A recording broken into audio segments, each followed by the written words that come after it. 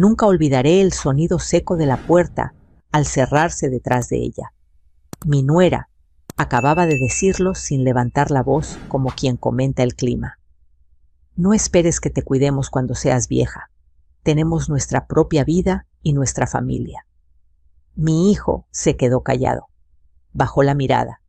Yo sentí como el aire se volvía más pesado en la habitación, pero no grité. No lloré. Sonreí con calma y respondí solo 2 palabras. Está bien. Esa misma tarde cambié mi testamento. Y al día siguiente, ella irrumpió en mi casa. Me llamo Teresa. Tengo 71 años y he vivido casi toda mi vida en Guadalajara. Durante 32 años estuve casada con Emilio, un hombre trabajador serio y profundamente honesto. No éramos ricos, pero tampoco nos faltó lo necesario. Aprendimos a vivir con cuidado, a ahorrar, a pagar nuestras deudas antes de darnos gustos. Emilio siempre decía que la tranquilidad no se compra, se construye. Nuestra casa no es grande, 2 recámaras, un patio pequeño con bugambilias y una cocina donde aún se conserva el olor del café que Emilio preparaba cada mañana. Él murió hace 5 años, de un infarto fulminante, una mañana cualquiera. Un día estaba ahí, arreglando una gotera del techo, y al siguiente yo estaba sola, aprendiendo a dormir con un lado de la cama vacío. Cuando él se fue, todo quedó a mi nombre, la casa, su pensión, algunos ahorros y un par de inversiones modestas que habíamos planeado juntos para cuando estemos viejitos. No era una fortuna, pero era suficiente para vivir con dignidad y algún día dejar algo a nuestro hijo. Jorge siempre fue un buen muchacho, o al menos eso creí. Me llamaba seguido, venía los domingos con su esposa Paola y con mis 2 nietos. Yo cocinaba, ellos comían, reíamos. Paola siempre decía que mis guisos le recordaban a su abuela. Yo me sentía útil, querida. Una madre sigue siendo madre incluso cuando los hijos ya tienen canas propias. Con el tiempo empecé a ayudarles un poco más. Que si el coche de Paola se descompuso, que si una colegiatura atrasada, que si una emergencia familiar. Nunca pregunté demasiado. ¿Cómo iba a desconfiar de mi propio hijo? Pensaba que estaba siendo una buena madre y una buena abuela. La primera grieta apareció 6 meses atrás. Jorge me llamó con la voz tensa, apresurada.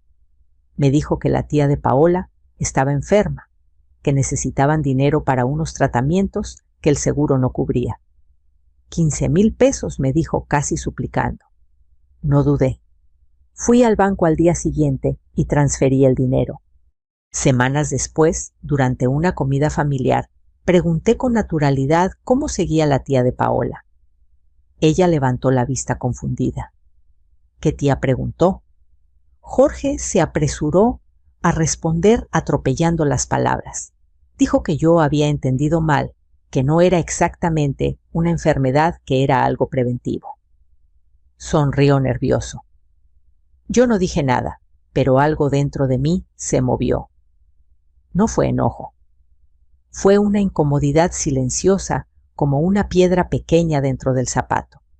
A partir de ese día, empecé a observar, de verdad observar.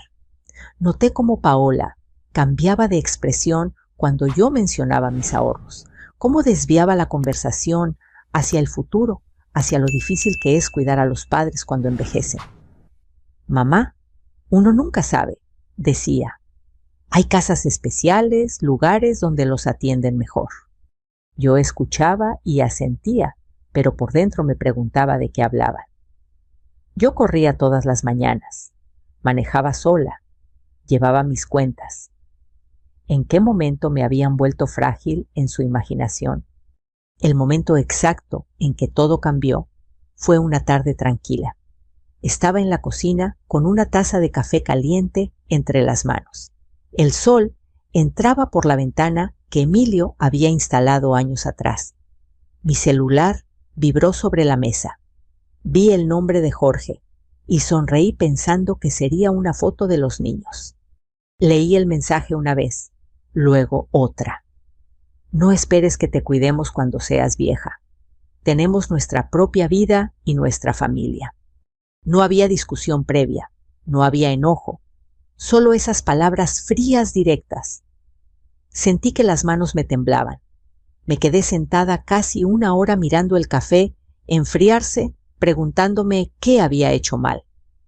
Pensé en disculparme, en preguntar, en justificarme, pero algo dentro de mí se enderezó como cuando Emilio me tomaba del hombro y me decía: «Respira, Teresa». Escribí solo 2 palabras: «Está bien». Nada más. Esa misma tarde llamé a un notario de confianza, el licenciado Ramírez, quien ya me había ayudado cuando Emilio murió. «Necesito revisar mi testamento», le dije. «¿Puede recibirme esta semana?» «Claro que sí». Doña Teresa respondió: «¿Todo está bien?». Ahora sí, contesté, y por primera vez en meses lo sentí verdad. Esa noche dormí poco, pero dormí en paz. No estaba castigando a nadie, no estaba vengándome. Estaba tomando una decisión clara: no sería el plan de retiro de nadie. A la mañana siguiente, apenas había terminado de barrer el patio cuando escuché un coche frenar bruscamente frente a mi casa. Golpes fuertes en la puerta. Reconocí la voz de Paola antes de abrir. Venía alterada, sin saludar, con los ojos encendidos. «Tenemos que hablar», dijo entrando, sin esperar invitación. Yo la miré con calma. Sabía en ese instante que la verdadera historia apenas comenzaba. Paola entró a mi casa como si el lugar le perteneciera. No levantó la voz, no fue grosera al principio. Eso habría sido más fácil de manejar. En cambio, habló con ese tono que parece razonable, casi preocupado, pero que esconde algo afilado por debajo. «Mamá Teresa Jorge me dijo que fuiste con un notario». Empezó cruzándose de brazos. Nos preocupó mucho. Yo cerré la puerta con cuidado. Afuera, el ruido de la calle seguía como siempre: un vendedor de pan, un perro ladrando, la vida normal. Dentro, el aire se había vuelto denso. «No tienen por qué preocuparse», respondí. «Solo estoy ordenando mis papeles». Paola suspiró como si yo fuera una niña terca. «A tu edad uno puede confundirse. Hay personas que se aprovechan de eso». Ahí entendí. No era una visita, era un tanteo. Querían saber cuánto había hecho y hasta dónde estaba dispuesta a llegar. «Estoy perfectamente bien», dije mirándola a los ojos, «y sé exactamente lo que hago». Ella sonrió, pero sus ojos no acompañaron el gesto. Se quedó unos segundos más, lanzó un par de frases sueltas sobre familia y confianza, y finalmente se fue. No me pidió perdón, no mencionó el mensaje, no lo negó. Simplemente se marchó convencida de que aquello aún se podía arreglar a su favor. Cuando la puerta volvió a cerrarse, me apoyé un momento en la pared. No por debilidad, sino por claridad. Ya no tenía dudas. Esa tarde confirmé la cita con el licenciado Ramírez. Su oficina estaba en una calle tranquila del centro, con un escritorio de madera oscura y paredes llenas de libros gruesos. Olía a papel viejo y a café recién hecho. Me senté frente a él con la espalda recta. «Doña Teresa», dijo con amabilidad, «cuénteme qué la trae por aquí». Le hablé despacio. No exageré. No lloré. Le conté del mensaje del silencio de mi hijo, de las ayudas económicas, de la confusión, que ya no lo era. Mientras hablaba, sentí algo curioso, no vergüenza, no culpa, sino una calma firme, como si por fin estuviera nombrando las cosas por su nombre. El licenciado me escuchó sin interrumpir, tomó notas, asintió de vez en cuando. «No está haciendo nada malo», dijo al final. «Está ejerciendo su derecho, pero si quiere protegerse de verdad, hay que hacerlo bien». Me explicó con palabras sencillas las opciones: actualizar el testamento, separar cuentas, dejar todo claro ante notario, preparar documentos médicos que demostraran que yo estaba en pleno uso de mis facultades. Cuando hay tensiones familiares, añadió, la claridad es la mejor defensa. Asentí. Eso era exactamente lo que necesitaba claridad. Pasamos casi una hora revisando mis cuentas. Saqué estados de banco, transferencias antiguas. Ahí sobre el escritorio vi algo que antes no había querido ver. Pagos pequeños dispersos, ayudas que yo consideraba normales. Sumados, eran mucho más de lo que había imaginado. En los últimos 4 años, dijo el licenciado, ha transferido más de lo que muchas personas ahorran en una década. No sentí rabia, sentí una tristeza honda, silenciosa, no por el dinero, sino por la confianza. Quiero que una parte vaya a mis nietos, dije, pero con condiciones claras. Educación nada más. No quiero que ese dinero pase por manos equivocadas. Él entendió de inmediato. Eso se puede establecer sin problema. Firmé los primeros documentos con mano firme. Cuando terminé, sentí un peso menos en el pecho. Al salir el sol de la tarde, me dio en la cara. Caminé despacio, observando la ciudad que me había visto crecer a mar enviudar. Pensé en Emilio, en cómo habría sentido en silencio orgulloso. No sabía que Jorge tenía acceso a una cuenta antigua que habíamos abierto años atrás por si acaso. No sabía que revisaba mis movimientos. No sabía que vería el pago al notario y que para él eso sería una alarma. Esa noche el teléfono sonó una y otra vez. No contesté, no por castigo, sino porque necesitaba pensar. A la mañana siguiente respondí. Mamá, dijo Jorge sin saludar. ¿Qué está pasando? Vi un movimiento raro en la cuenta. Estoy actualizando mis documentos, respondí con calma. Nada más. Eso no se hace sin hablarlo con la familia. ¿Con cuál familia? Jorge, pregunté. La que me dijo que no contara con ustedes. Silencio al otro lado. Luego una respiración pesada. No era para tanto. Para mí sí lo fue, dije, y lo sigo respetando. Colgué antes de que pudiera decir algo más. No me temblaban las manos. Sentí algo nuevo, una tranquilidad que no venía de tener razón, sino de ser coherente. Ese mismo día regresé al despacho para cerrar el cambio de testamento y solicitar la separación definitiva de cuentas. El licenciado me advirtió con cuidado. Cuando ellos noten los cambios completos, reaccionarán, no siempre de buena manera. Estoy preparada, respondí. Al volver a casa, guardé copias de todo en una carpeta azul. Puse otra en una caja fuerte pequeña, que Emilio había instalado por si un día hacía falta. Sonreí al recordar sus palabras. Por la tarde, mientras regaba las plantas, escuché un coche detenerse de golpe frente a mi casa. El mismo ruido del día anterior. Esta vez no hubo golpes.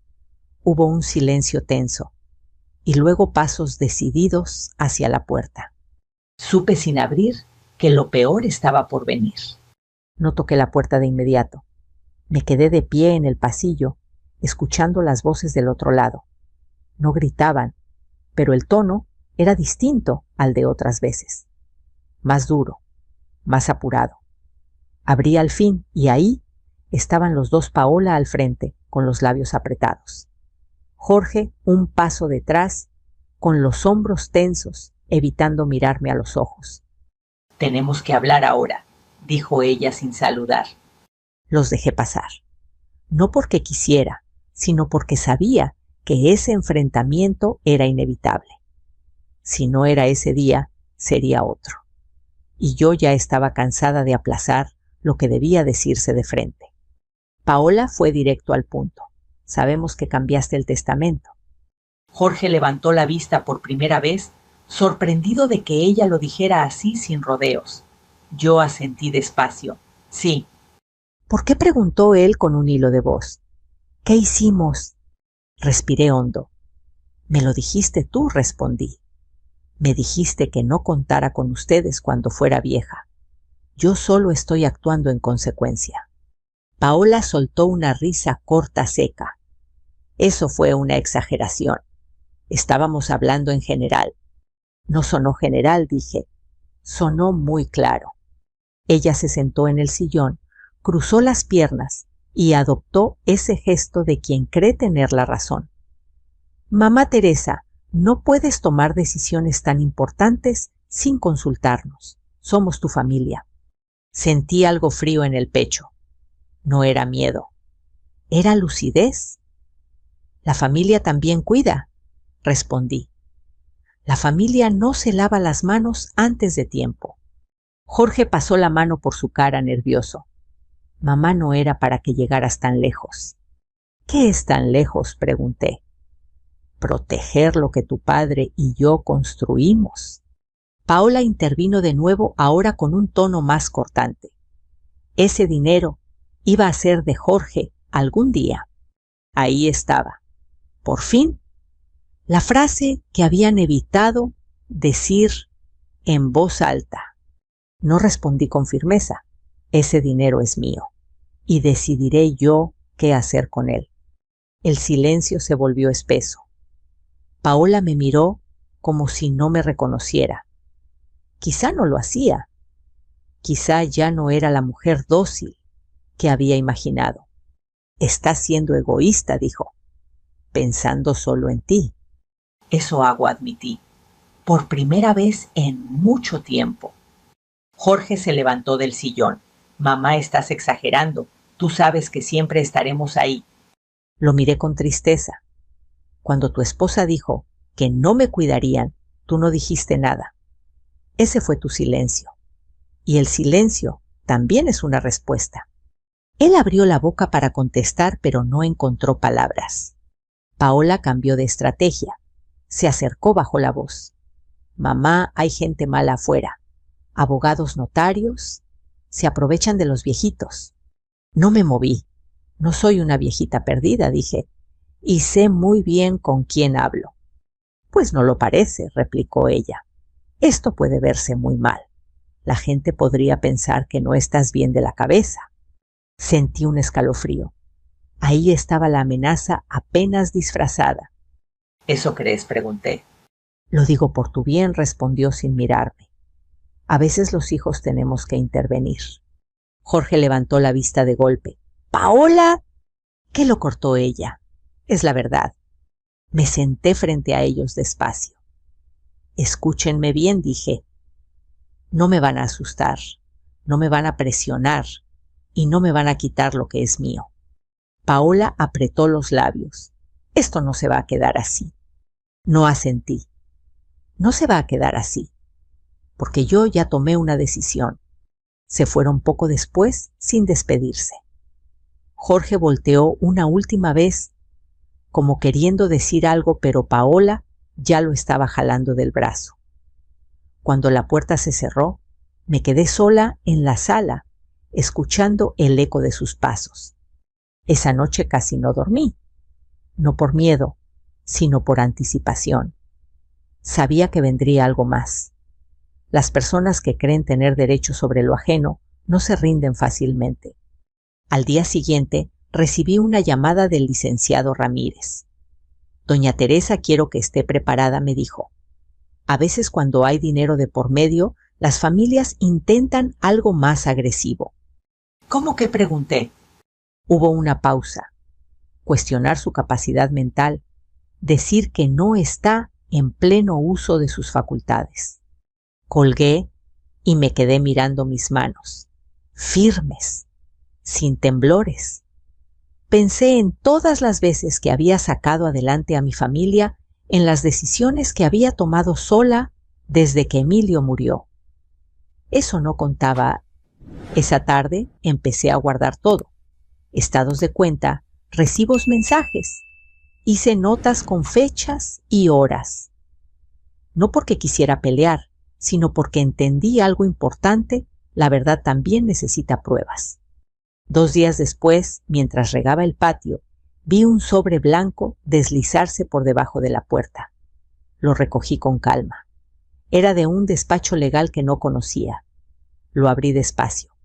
Solicitaban una evaluación de mis capacidades mentales por mi propio bien. Sonreí con tristeza. Así que por ahí van, murmuré. Doblé la carta con cuidado y la guardé en la carpeta azul. Luego hice café, me senté en la mesa y pensé, no me van a convertir en una anciana indefensa solo porque no cedí. Y supe con una claridad absoluta que la verdadera batalla apenas comenzaba. La mañana en que Paola volvió, el cielo estaba cubierto y el aire olía a tierra mojada. Había llovido durante la noche y el patio aún conservaba pequeños charcos que reflejaban las bugambilias. Yo estaba en la cocina, cortando fruta, cuando escuché el golpe seco en la puerta. No fue un timbrazo, fue un portazo, uno de esos que no piden permiso. Antes de que pudiera reaccionar, la puerta se abrió de golpe. Esto ya se salió de control, gritó Paola entrando sin saludar. ¿Cómo te atreves a hacernos esto? Detrás de ella apareció Jorge con el rostro enrojecido, respirando agitado. Cerré el cuchillo con cuidado, lo dejé sobre la mesa y me limpié las manos con un trapo. No quería que mi cuerpo mostrara la tensión que sentía por dentro. Salgan de mi casa, dije con voz firme. No tienen derecho a entrar así. Claro que tenemos derecho, respondió Paola. Somos tu familia. La familia no irrumpe, contesté. La familia llama. Jorge intentó mediar, pero su voz se perdió. Mamá, solo queremos hablar. Hablar no es gritar, dije sin mirarlo, ni empujar una puerta. Paola avanzó hacia la sala como si no me hubiera escuchado. Miró alrededor con desprecio, como si evaluara cada mueble. ¿Dónde guardas los papeles?, preguntó. El testamento nuevo. Queremos verlo. Sentí una oleada de indignación, pero respiré hondo. Eso no te incumbe. Sí me incumbe, replicó. Ese dinero afecta a mi familia, a mis hijos. Afecta mi vida, respondí. Y mi vida la decido yo. Paola soltó una carcajada nerviosa. Tú sola, vamos, Teresa. Todos sabemos que ya no estás pensando claro. Ahí estaba, la frase que el licenciado había anticipado. Sentí un frío recorrerme la espalda. Cuida tus palabras, le advertí. ¿Por qué me retó? Porque son verdad. Jorge dio un paso al frente. Paola, ya basta. Ella lo ignoró. Se acercó demasiado, invadiendo mi espacio. Esto no es normal. Una madre no deshereda a su hijo, a menos que alguien la esté manipulando. Nadie me manipula, dije. Lo que me dijeron fue suficiente. Fue un comentario, respondió. Una exageración. No puedes destruir una familia por eso.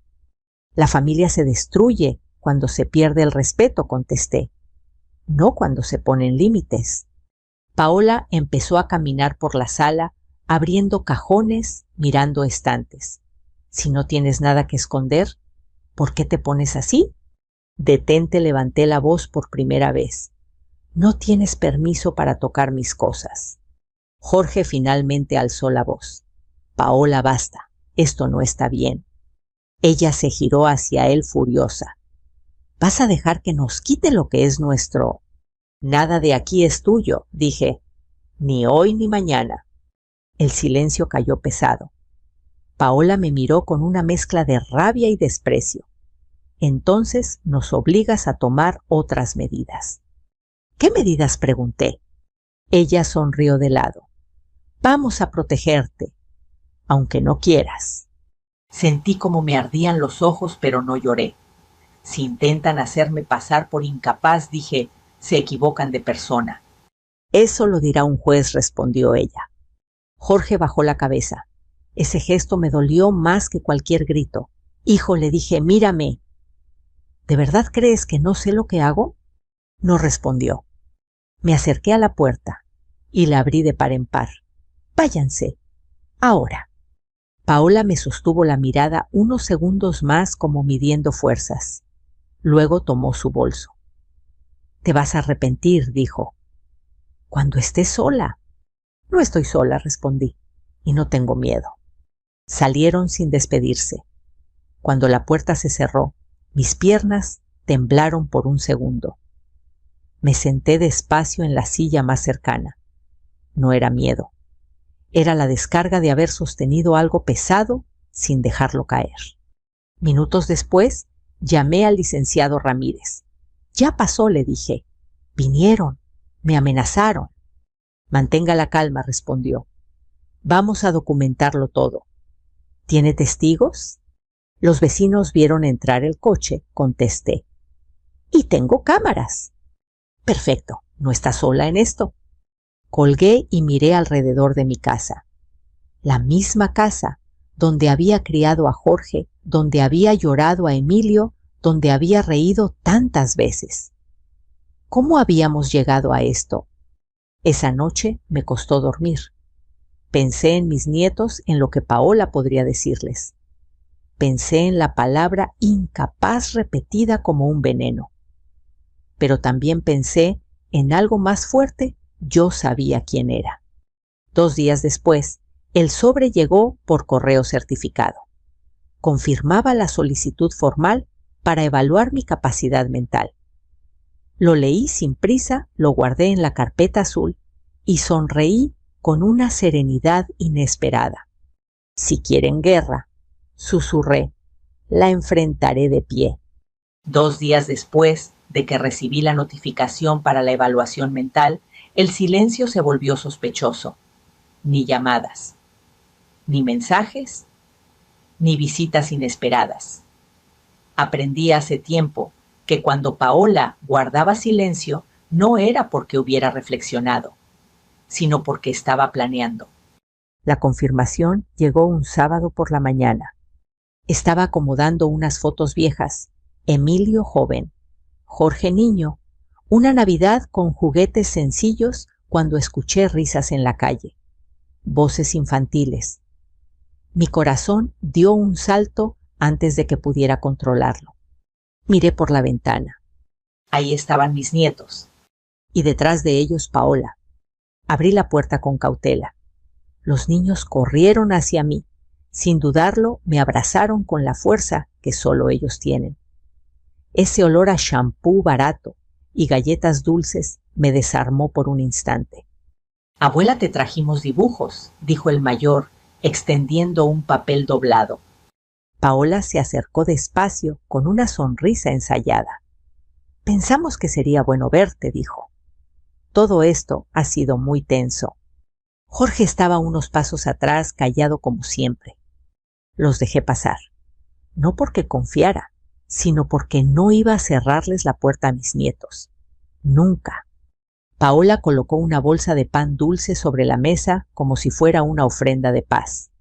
«Mira, te traje el que te gusta», dijo. «Ya no queremos peleas». Me senté frente a ella. «Las peleas no las empecé yo». Ella suspiró. «Todos hemos dicho cosas que no sentimos». «¿De verdad?», pregunté, porque nadie se ha disculpado. Hubo un silencio breve. Paola miró a los niños que estaban dibujando en el piso y bajó la voz. «Teresa, seamos sinceras. Esto se está saliendo de control. Los abogados, las cartas, no es sano para ti». Ahí estaba otra vez, la insinuación. «Estoy perfectamente bien», respondí. «Y esto tampoco es sano para los niños». «Precisamente por ellos estamos aquí», dijo. «Ellos necesitan estabilidad. Familia unida». «La estabilidad no se construye con amenazas», contesté. Paola apretó los labios. Se inclinó hacia mí. «Si sigues con esto, las cosas pueden cambiar». Sentí un nudo en el estómago. «¿Qué cosas?». Ella no respondió de inmediato. Miró a Jorge, que seguía sin intervenir. Luego dijo con una calma aterradora: «Tal vez sea mejor que los niños no vengan tanto. No queremos que se confundan». Fue como un golpe directo al pecho. «No te atrevas», dije en voz baja. «No uses a mis nietos». «No los uso», replicó. Los protejo. Los usas, insistí. Y eso sí que no te lo voy a permitir. Paola se levantó de la silla. Entonces entiende las consecuencias. Me puse de pie también. Las piernas me temblaban, pero mi voz no. Escúchame bien. Si intentas alejarme de mis nietos para presionarme, voy a documentarlo. Todo. Y un juez va a saber exactamente qué tipo de madre eres. Jorge levantó la cabeza de golpe. ¿De qué hablas? De lo que está haciendo tu esposa, respondí sin mirarlo. De convertir a los niños en moneda de cambio. Paola se puso pálida por un segundo. Luego se recompuso. Estás exagerando. Esto es por tu bien. No dije, esto es por el dinero. Los niños levantaron la vista percibiendo la tensión. Me acerqué a ellos, me agaché. Vayan al patio, mis amores, les dije con suavidad. Ahorita voy con ustedes. Esperé a que salieran antes de volver a mirar a Paola. Esta conversación termina aquí. No termina hasta que rectifiques, respondió. Todavía estás a tiempo. No dije, ya tomé mi decisión. Paola tomó su bolso con brusquedad. Te vas a quedar sola, Teresa. Prefiero estar sola que manipulada, respondí. Se fueron poco después, llevándose a los niños sin permitirles despedirse bien. Me quedé en la puerta, viendo cómo el coche desaparecía al final de la calle. Sentí que el cuerpo me fallaba. Entré al baño y vomité. No por debilidad, sino por la violencia emocional que acababa de atravesar. Me senté en el piso unos minutos respirando hondo hasta que el temblor pasó. Esa tarde llamé al licenciado Ramírez. Usaron a mis nietos, le dije. Me amenazaron con quitármelos. Su voz se endureció. Eso es muy grave. Anote todo. Fecha, hora, palabras exactas. Si siguen por ese camino, cambia el juego. Colgué y escribí cada detalle con manos firmes. Entendí algo doloroso. Ya no era solo una disputa familiar. Era una lucha por mi dignidad y por el derecho de mis nietos a no ser usados como armas. Esa noche no recé para que Paola cambiara. Recé para mantenerme fuerte, porque sabía que lo siguiente no sería una visita, sería un ataque frontal. El día de la evaluación amaneció frío y gris. Me vestí con cuidado como si fuera a una cita importante conmigo misma. Elegí un saco sencillo, el que Emilio siempre decía que me hacía ver segura. No quería aparentar nada. Quería ser exactamente quien era. El licenciado Ramírez me esperaba en la entrada del edificio. Respiré, doña Teresa me dijo. Esto no es un juicio, es una verificación. Asentí. Por dentro sentía una mezcla extraña de calma y determinación. No iba a defenderme con gritos ni lágrimas. Iba a defenderme con la verdad. La sala era pequeña con paredes claras y una mesa al centro. La doctora, asignada a una mujer de cabello canoso y mirada firme, me saludó con respeto. Vamos a conversar, dijo. Nada más. Durante casi 3 horas me hizo preguntas sobre mi rutina, mis finanzas, mis recuerdos. Me pidió que explicara por qué había cambiado mi testamento. No titubeé. Le conté del mensaje del silencio de mi hijo, de las amenazas veladas del intento de usar a mis nietos.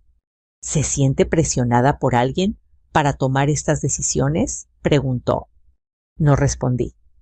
Me siento por primera vez libre para tomarlas. Asintió y siguió escribiendo. Mientras tanto, en otra sala, Paola y Jorge esperaban. Los vi a través del vidrio cuando salí a tomar agua. Paola hablaba sin parar gesticulando. Jorge miraba el piso. Al final, la doctora cerró su carpeta. No veo ningún indicio de incapacidad, dijo. Usted está plenamente consciente y orientada. Sentí un alivio profundo, pero no sonreí. Sabía que aún faltaba.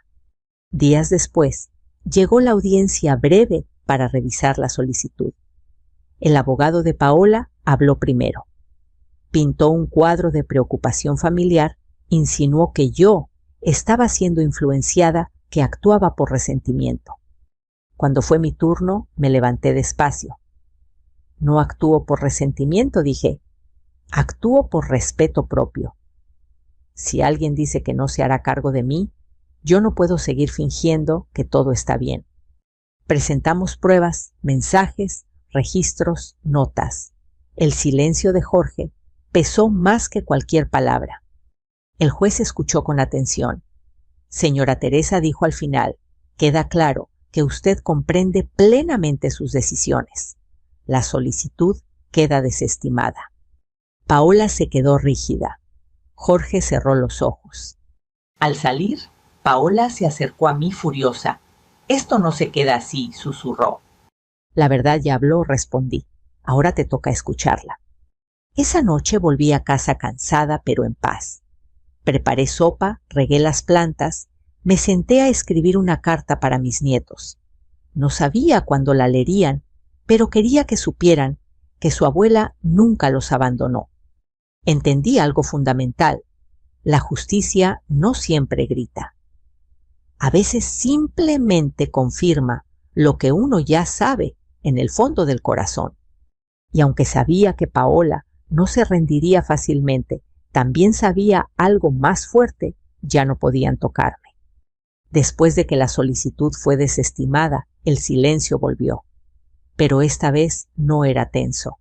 Era distinto, más hondo, más definitivo. Pasaron semanas sin llamadas de Paola. Jorge envió un par de mensajes breves, neutros, como si escribiera a una conocida lejana y no a su propia madre. Yo respondí con educación, sin reproches, sin promesas. Había aprendido que insistir en el cariño de alguien que ya decidió apartarse solo deja más heridas. Una tarde me senté en el patio con una libreta nueva. El sol caía despacio entre las bugambilias y el aire olía a café recién colado. Empecé a escribir cartas. No para Paola, no para Jorge, para mis nietos. Les escribí quién era su abuelo Emilio, cómo trabajó toda su vida sin atajos, cómo creía que el dinero solo tenía sentido cuando servía para vivir con dignidad, no para dominar a otros. Les escribí que siempre los amé, incluso cuando no pude verlos, que los límites que puse no fueron castigos, sino protección, para mí y también para ellos. Guardé las cartas en sobres con sus nombres y los coloqué junto a los documentos del fideicomiso. Se abrirían cuando fueran mayores de edad, no antes, no como un arma, como un legado. Empecé a cambiar mi rutina. Volví al grupo de la iglesia al que había dejado de ir después de la muerte de Emilio. Me reencontré con amigas que no veían en mí una anciana vulnerable, sino una mujer completa. Caminábamos juntas por las mañanas, hablábamos de libros de hijos de pérdidas. Nadie me pedía nada, nadie me debía nada. Era una paz sencilla pero real. Un mes después, Jorge apareció en mi puerta. Esta vez sí tocó. Se veía cansado, más viejo. Mamá dijo, ¿podemos hablar? Lo dejé pasar, no por obligación, por elección. Se sentó frente a mí con las manos entrelazadas.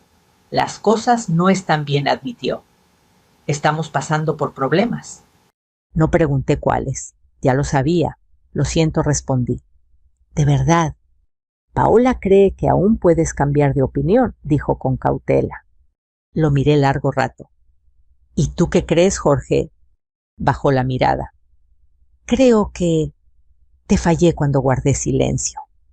Esa fue la primera verdad que escuché de su boca en mucho tiempo. El silencio también lastima, dije, pero reconocerlo es un comienzo. No le ofrecí dinero, no le ofrecí soluciones, le ofrecí algo más honesto. Si quieres reconstruir algo conmigo, tiene que ser sin condiciones, sin expectativas económicas. solo respeto. Asintió. No sabía si lo lograría.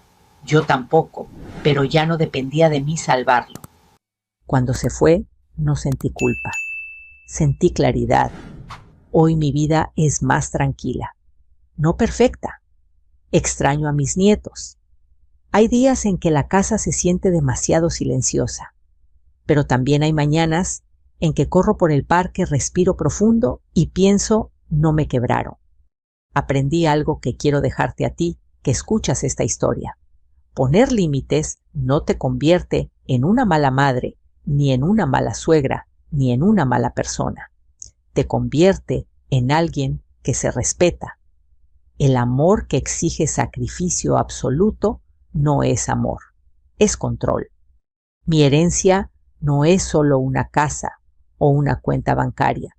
Es la decisión de no permitir que me conviertan en un plan de retiro. Es la dignidad de elegir cómo vivir y cómo irme algún día. Si esta historia resonó contigo, me gustaría saberlo. Déjame un comentario y dime desde qué ciudad de México o del mundo me estás escuchando. Quiero saber hasta dónde llegó esta voz. Tenemos muchas historias como esta para compartir historias de fuerza silenciosa, de justicia tranquila, de personas comunes que un día decidieron decir basta.